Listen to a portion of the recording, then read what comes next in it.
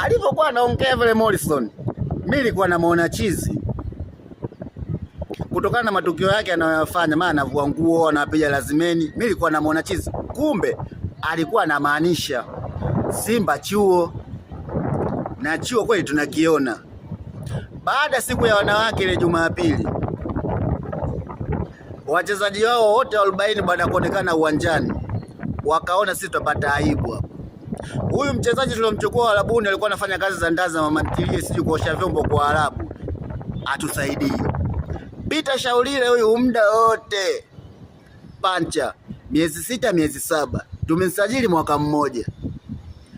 Aya, huyu wa kutoka Iringa anakula mbwa huyu alikuwa dereva bodaboda, mpaka sasa hivi julikani kama atacheza msimu huu au acheze. Wakapita naye Selemani Mwalimu bwana kama kipanga. Fya! Simba sasa doni ajabu. Simba timu kubwa barani Afrika, timu bora barani Afrika.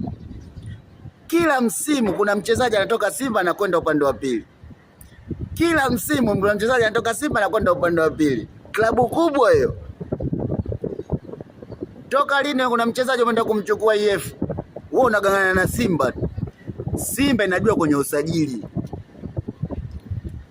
Mimi nilijua siku ya wanawake mtafanya kitu vikubwa, mtaishangaza dunia kama alivyoishangaza Mohamed Ali, kwa sababu logo ya Simba ina Simba. Alafu Mohamed Ali kaja na Simba. Naona kazi kinavonoga hapo. Logo ya Simba ina Simba. Alafu Mohamed Ali kaja na Simba. Unaona kitu? Sasa sisi tukajua mtakuja na chula, kwa sababu logo yenu inafanana na chula, mnakokaa kuna chula. Au mtakuja na mwenge wa uhuru, mnakuja na Dubai alofeli maisha. Hakuna kitu kipya kilichofanyika siku ya Jumapili. Naona tu kama yale yale tu.